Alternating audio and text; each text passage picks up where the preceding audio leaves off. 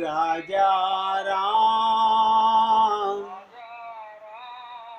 पतित पावन सीताराम सीताराम सीताराम भज प्यारे मन सीताराम सीताराम सीताराम भज प्यारे मन सीताराम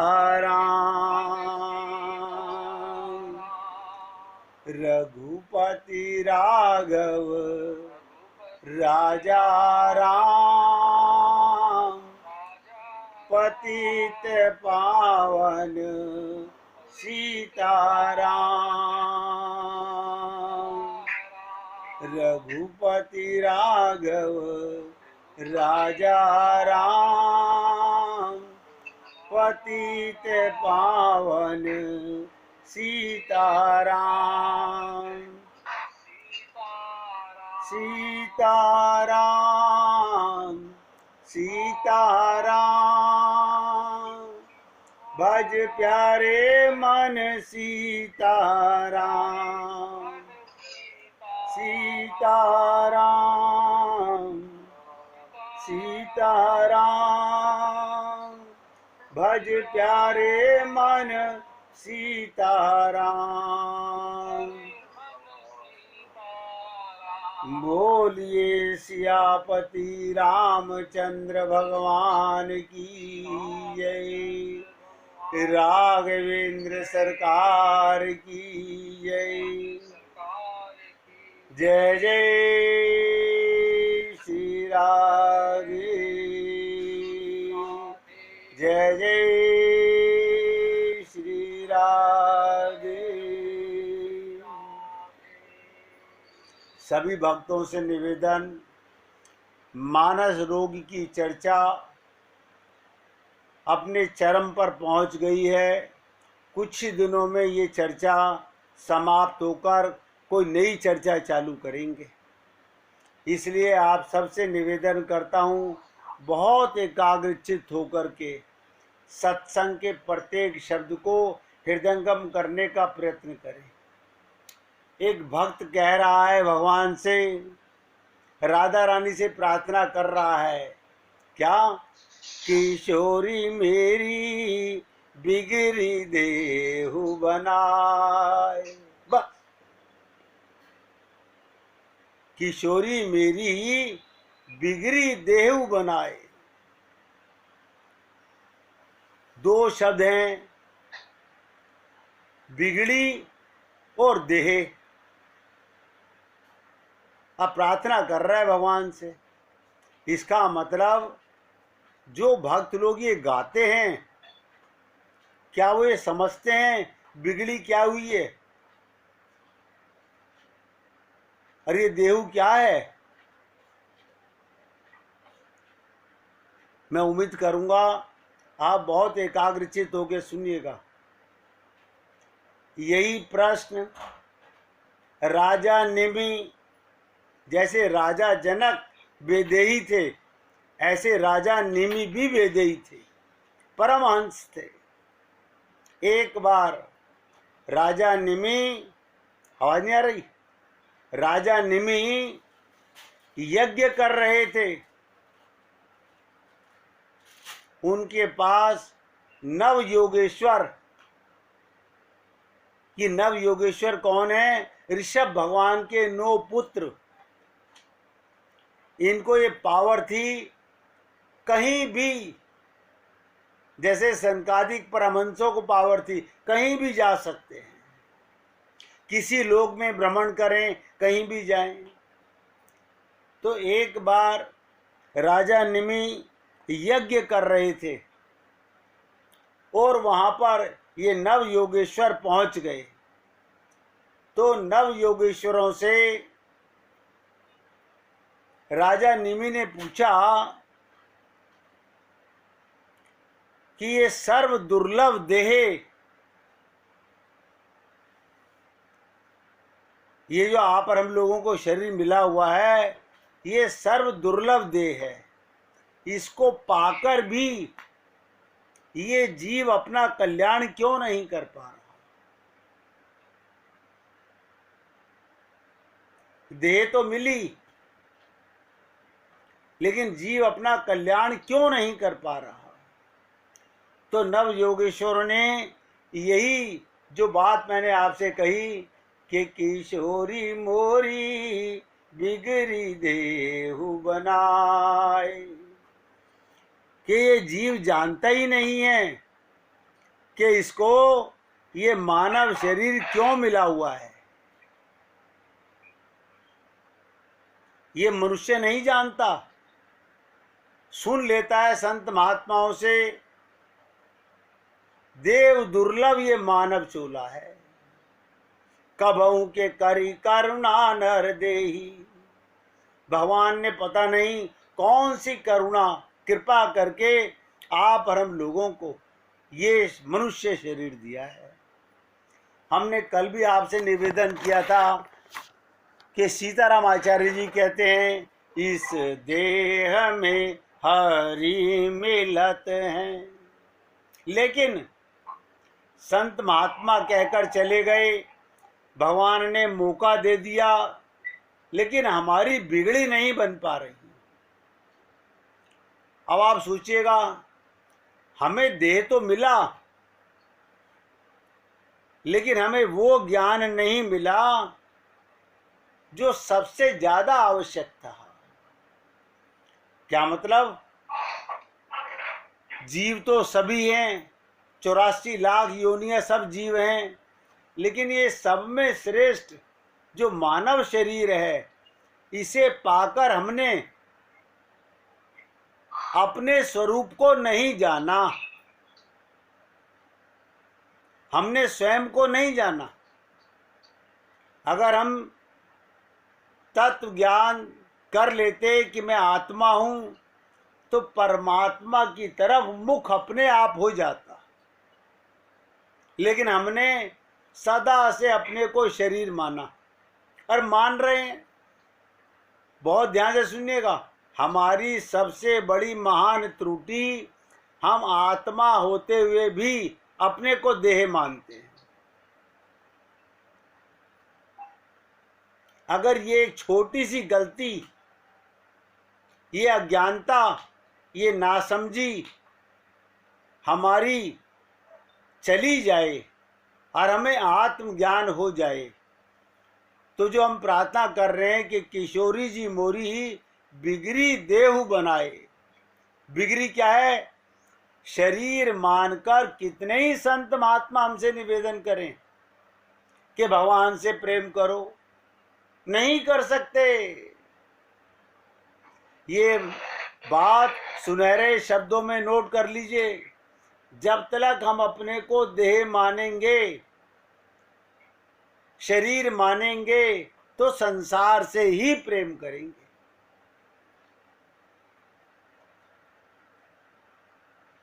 आत्मा मानते ही, आत्मज्ञान होते ही परमात्मा से अपनापन, ये बिगड़ी है हमारी, जिसे रामचरितमानस में कहा गया कि सन्मुख होए जीव मोई जब हई। हम भगवान के सन्मुख नहीं हैं। हम मंदिरों में जाकर मूर्तियों के सन्मुख खड़े तो हो जाते हैं, लेकिन अपने को उस समय भी देही मानते हैं। आप सोचिए, बहुत गहराई से चिंतन कीजिएगा। भगवान तो अपना कार्य कर चुके। हमने कहा था, नर तनु गुरु संग गोविंद राधे, प्रेम पिपाशा हरि से मिला दे। भगवान ने हमें नर तन मनुष्य शरीर दिया और गुरु संग दिया, लेकिन हमारे हृदय में भगवान को पाने की प्यास नहीं लगी। कितना भ्रम हमने पाल लिया। आप सोचिएगा, ये आँख को, ये आपकी 10 इंद्रियों को जो भी शक्तियां इनमें आती हैं वो कौन दे रहा है? कौन है जो आपको ये शक्ति प्रदान कर रहा है? वो शक्तिमान, और सबको दे रहा है, और दे करके किसी पर एहसान नहीं जताता। इसलिए भैया मैं आप सब भक्तों से निवेदन कर रहा हूं, जब मनुष्य शरीर मिल चुका, भगवान कृपा कर चुके, संत महात्माओं का सत्संग कर चुके, फिर तो अपने आप पर स्वयं कृपा करनी है। वो क्या कृपा करनी है? अनन्य बनना है। ये अनन्य क्या होता है? मैं आत्मा हूं तो परमात्मा मेरे हैं। बाकी मीरा वाली लाइन, कोई नो मेरो, मेरे तो गिरधर गोपाल, दूसरो ना कोई। देखिएगा, छोटी छोटी सी बातें हैं, अगर हमारे जीवन में ये बातें घर कर जाएं और हम इन्हें समझ लें और जीवन में कसम खा लें, भगवान ने अपनी प्राप्ति का मार्ग कहीं बंद नहीं किया।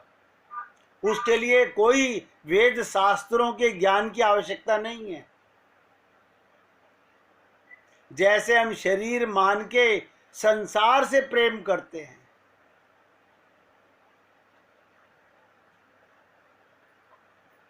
हम देह का सही सदुपयोग नहीं कर रहे। संसार में व्यवहार करना है और भगवान से प्रेम करना है, बस इस देह का यही कार्य था। हमने क्या करना चालू किया? हमने धन इकट्ठा करने लगे। मैं कहता हूं कोई बात नहीं, आप एक बार कम से कम विचार तो लो, जो कुछ जमा कर रहे हो क्या ये तुम्हारे साथ जाने वाला है? सबको पता है कि कुछ भी साथ नहीं जाएगा। आपने जिनको अपना माना हुआ है, ये मेरी माता, ये मेरे पिता, ये मेरी दादी, ये मेरे दादा, ये तो सब जा रहे हैं। कोई आज गया, कोई कल गया। जिसको बिगड़ी देह बनाने के लिए, भगवान को पाने के लिए, ये ज्ञान प्राप्त करने के लिए मनुष्य शरीर मिला, हम वही नहीं कर सके। हमने बहुत बड़े यज्ञ किए। तो राजा निमि के यहाँ ये नव योगेश्वर यही कह रहे हैं कि अगर ये जीव अपने गुरु के प्रति, ध्यान से सुनिएगा, पूर्ण श्रद्धा के अनुसार भक्ति के सभी अधिकारी हैं। भगवान से प्रेम करने का सब अधिकारी हैं। भक्ति ही एकमात्र सार्वजनीय सार्वभौम साधना है। हर जीव भगवान से प्रेम करने का अधिकारी है।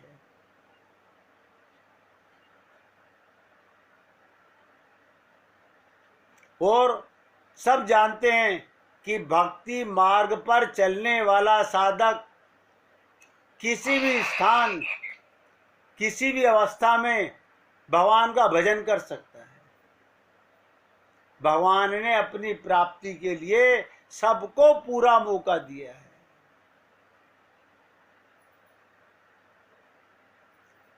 कहते हैं श्री कृष्ण भजने है सबे अधिकारी, किवा विप्र किवा शूद्र, की पुरुष की नारी।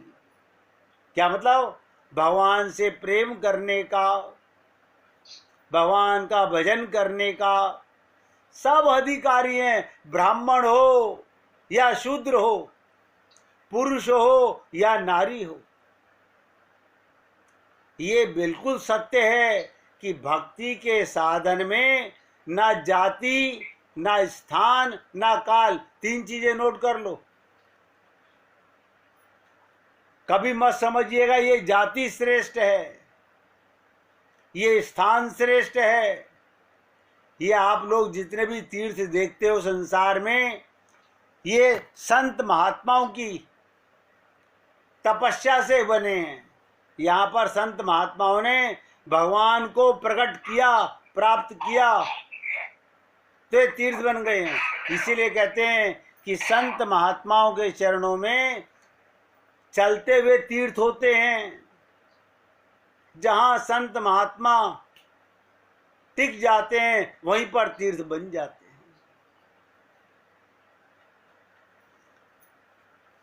तो कोई स्थान की जरूरत नहीं, किसी काल की।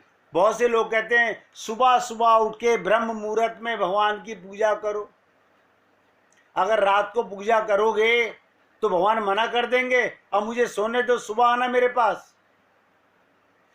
सोचिए, किसी का प्यार रात में जाग जाए भगवान के प्रति।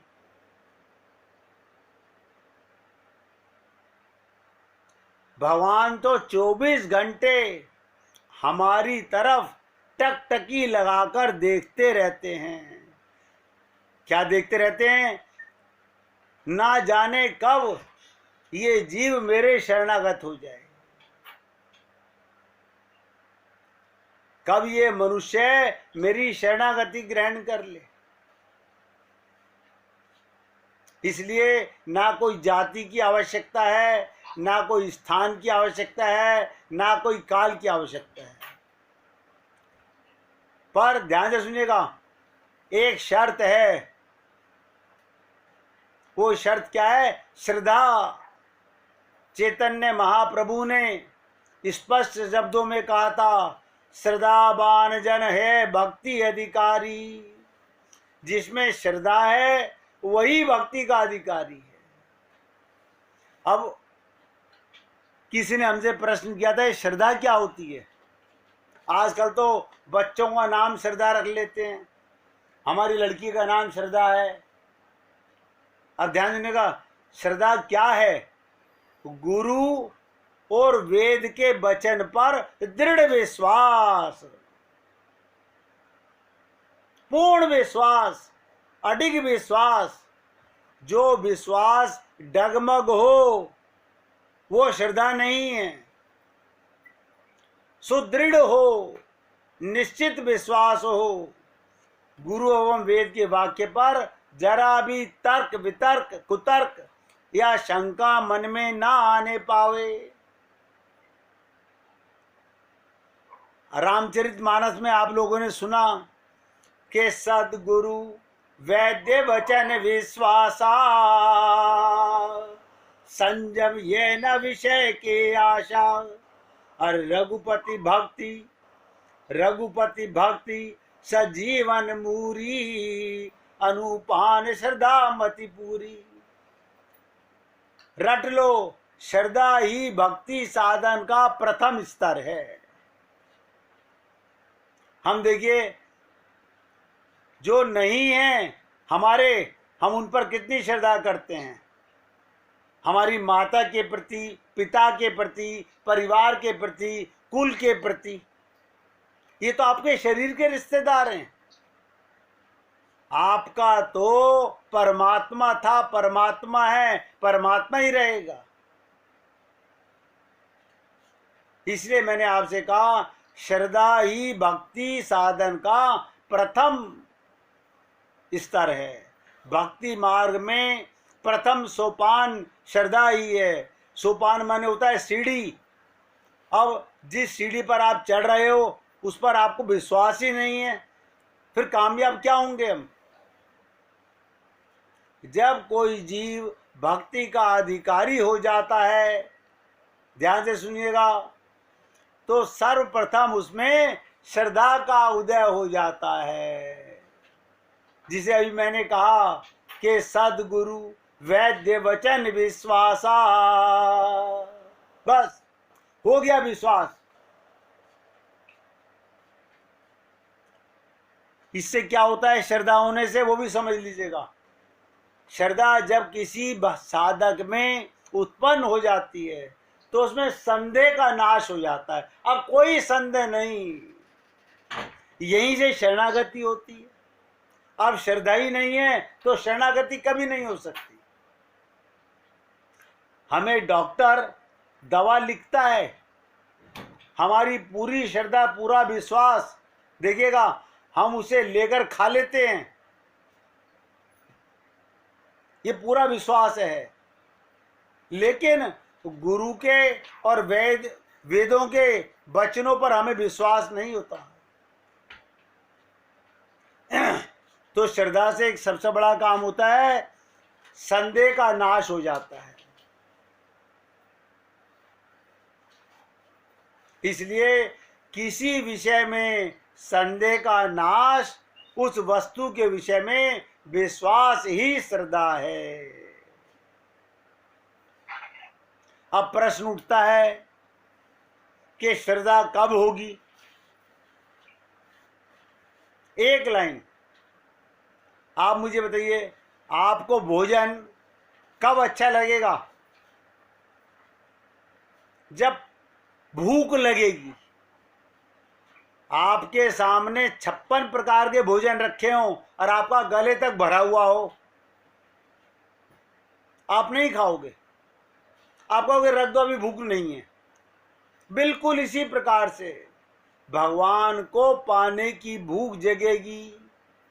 भगवान की भूख कब जगेगी वो भी सुन लो। देखिए कैसी कड़ी से कड़ी जुड़ रही है। श्रद्धा कब होगी? जब भगवान को पाने की भूख होगी। भगवान की भूख कब पैदा होगी? जब हम संसार से विरक्त होंगे। किसी ने हमसे पूछा था, विरक्त माने क्या हम मर जाएंगे? नहीं, जब हमारा संसार में राग नहीं रहेगा। जैसे ही हम अपने को आत्मा मानेंगे, हमारे मन का राग तुरंत पासा पलट लेगा। इसी को कहते हैं विरक्त मन में ही हरि। विरक्त मन में ही हरि और गुरु के प्रति श्रद्धा का बीज उगता है। ये आप दृढ़ता के साथ सब लोग पकड़ लें। विरक्त मन में जब तक संसार में अनुरक्ति है, कितने ही बड़े से बड़े ऋषि मुनि संत महात्मा हमें ज्ञान का पाठ पढ़ावें, हम कितनी गीता भागवत रामायण सुने, कोई नतीजा ठन ठन गोपाल निकलने वाला है। तो क्या हम संसार में रहना बंद कर दें? गलत। संसार में रहना ही तो परीक्षा है। सेवा तो संसार की करनी है। देखिए कितनी विचित्र चीज है। सेवा भी करनी है, आसक्ति नहीं करनी। अस्पताल में आप जाते हो, वहां पर कोई नर्स कोई डॉक्टर आपसे प्यार नहीं करता, वो सेवा करते हैं। आप और हम लोग सुबह से शाम तक टेलीविजन पर सीरियल पिक्चरें देखते हैं, लेकिन कमाल की बात है समझ नहीं पाते। वो एक्टिंग कर रहे हैं, वो पैसा कमाने का काम कर रहे हैं, हमारा मनोरंजन कर रहे हैं, वो कोई आसक्त नहीं है। ऐसे ही हमको अगर हमारे शब्दों को समझने में असर नहीं हो रहा तो टीवी देखते हुए समझ लो ये सब क्या कर रहे हैं। कोई हीरो है कोई हीरोइन है, वो एक्टिंग कर रहे हैं पति पत्नी बन करके। अब सोचिएगा, ऐसे ही आप और हम लोग संसार में एक्टिंग करें तो विरक्त होगा मन।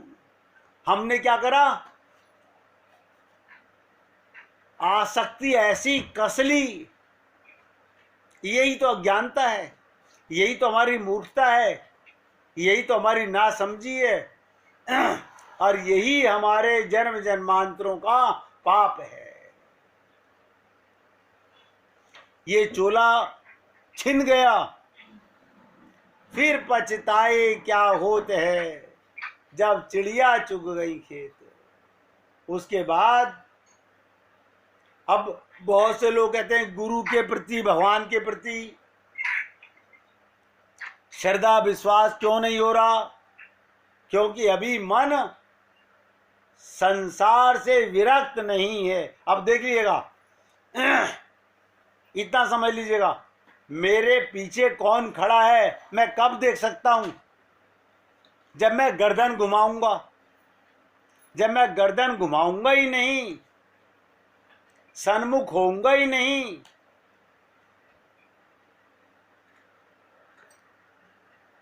ये अज्ञानता हमारे अंदर अनंत जन्मों से चली आ रही है। ये इसी जन्म की अज्ञानता नहीं है, अनंत जन्मों की अज्ञानता है। और अभी भी हम लोग इसे मारना नहीं चाह रहे। मैं तो आप लोगों से निवेदन कर रहा हूं, ये मौका जो आप और हम लोगों को मिला है, ये बार बार प्राप्त नहीं होता है। इसलिए ये जो देह कबहू के करी करुणा नर देही, इसको बेकार मत जाने दो।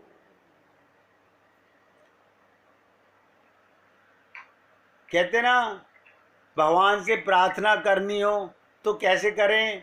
हे प्रभु, मैं दिन रात दुनिया में दुख की, शोक की, पीड़ा की, निराशा की, असफलता की, अपमान की, अभाव की, दरिद्रता की, वियोग की, रोग की और मृत्यु की डरावनी सूरतों को देख देख कर भयभीत हो रहा हूं। आप रोज देख रहे हो, आज मोहल्ले में वो चला गया, आज वो फेल हो गया, उसका हार्ट फेल हो गया, वो बीमार हो गया, वो दरिद्र हो गया, उनका उनसे वियोग हो गया। अपने भगवान से कहो, परंतु हे मेरे चतुर खिलाड़ी, भगवान जादूगर है, बहुत बड़ा खिलाड़ी है। प्रार्थना करो अपने शब्दों में, हे मेरे चतुर खिलाड़ी, हे मेरे विलक्षण बहरूपिये, क्या ये सत्य नहीं? इन सब रूपों को धारण करके एक तुम ही तो मुझसे खेलने आते हो। ये माता बनके कौन आया, पिता बनके कौन आया, हम पहचान नहीं सके। हर रिश्ता भगवान ही आते हैं तुम्हारे साथ में, हम नहीं पहचान पाते। सोचिएगा भगवान से कि प्रभु, इन सब रूपों को धारण करके एक तुम ही तो मुझसे खेलने आते हो। ये कैसे माने हम कि सिया राम मैं सब जग जानी। भगवान श्री कृष्ण गीता में कहते हैं, वासुदेव सर्वम, ये सारी सृष्टि मैं ही बना हुआ हूं।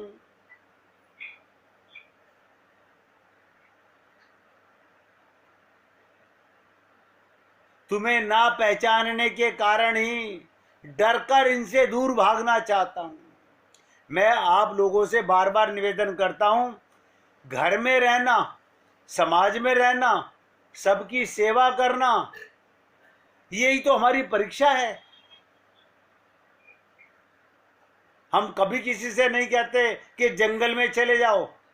जंगल में चले जाओगे, जिस पेड़ के नीचे बैठोगे, अगर वहां पे रोजाना एक कौवा आगे बीट करेगा ना, और एक दिन कौवा नहीं आएगा, तो आप सोचोगे वो कौवा कहां चला गया। आवाज नहीं आ रही?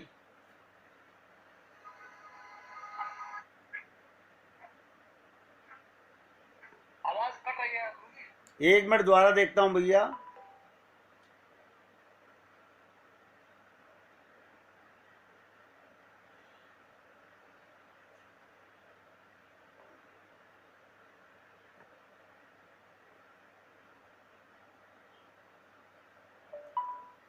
अब आ रही है? हाँ जी, आ रही है, आ रही है। तो कहने का तात्पर्य, कहते ना प्रभु, ये सत्य नहीं कि मैं तुम्हें ना पहचानने के कारण। एक तरफ तो हम कहते हैं हरि व्यापक सर्वत्र समाना, अरे भगवान के वचनों पर विश्वास कर लो। भगवान श्री कृष्ण कह रहे हैं वासुदेव सर्वम, सब कुछ मैं ही बना हूं।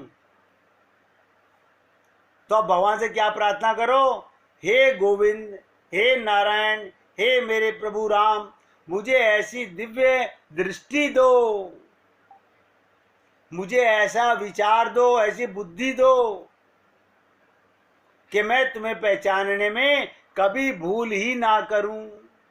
चाहे तुम किसी रूप में आओ, मैं तुम्हें पहचान ही लूं और तुम्हारे नए नए खेलों को देख देख कर वैसा ही खिलता रहूं, जैसे सूर्य की किरणों को देखते हुए कमल खिल उठता है। बात सिर्फ पहचानने की है। कभी मत सोचो इसमें भगवान नहीं है। रावण में भी राम है, कंस में भी राम है। भगवान ही सब रूपों में है, भगवान ही लीला कर रहे हैं। भगवान क्या करते हैं, हमारे हृदय में बैठकर हमारे प्रत्येक कर्म को नोट करते हैं और हमें उसका फल देते हैं।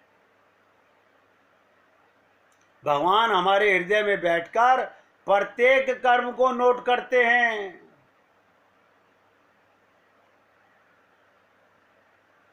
और शंकर भगवान ने रामचरितमानस में पार्वती को यही कहा, उमा कहूं मैं अनुभव अपना, सत हरि भजनु जगत सब सपना।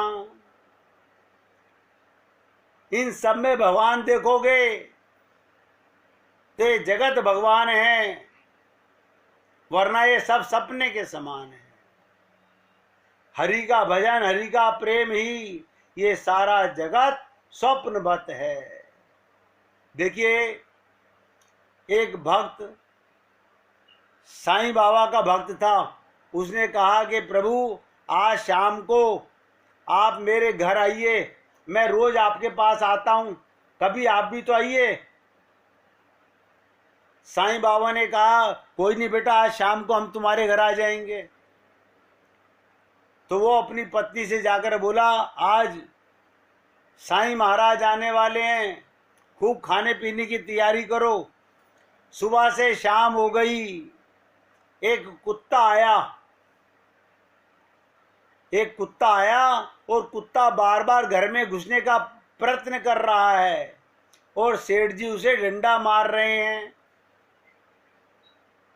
सेठ जी डंडा मार रहे हैं। अगले दिन जाके बोला, महाराज आप आए नहीं। बोले आया था, देख मेरी कमर पे डंडे का निशान। बोले क्या मतलब? बोले मैं कुत्ते के रूप में आया था, तूने डंडा मारा मेरे। बोले प्रभु ये तो गलती हो गई मुझसे, मैं आपको पहचान नहीं सका। एक बार फिर निवेदन करता हूं, आप इस बार जरूर आ जाइएगा। आप किसी भी रूप में आओगे मैं पहचान लूंगा। साईं बाबा ने कहा अच्छा ठीक है, हम फिर आ जाएंगे। ध्यान से सुनिएगा। उसी दिन साईं बाबा एक दरिद्र भिखारी कोढ़ी ऐसे बन करके आए जिनके शरीर से दूर से बदबू आ रही थी। अब वो जब पास से गुजरे और भिक्षा मांगने लगे तो सेठानी बोली अंदर से, अरे भगाओ इसे, बहुत तेज बदबू आ रही है,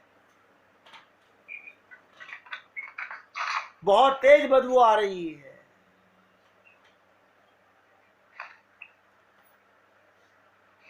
किवाड़ बंद कर लिए। फिर पहुंचा, बोले प्रभु अब भी नहीं आया आप? बोले भैया मैं तो फिर आया था। आप सोचिएगा, आप और हम लोगों को अपने शरीर में से बदबू नहीं आती। हमारे महाराज जी कहते थे आधा शेर मल सबके शरीर में भरा हुआ है, अपने अंदर से बदबू नहीं आती। और भगवान की कृपा देखो, मल के कीड़े में भी भगवान विराजमान होता है। मल के कीड़े में भी नारायण बैठा होता है। आप उससे नफरत करते हो।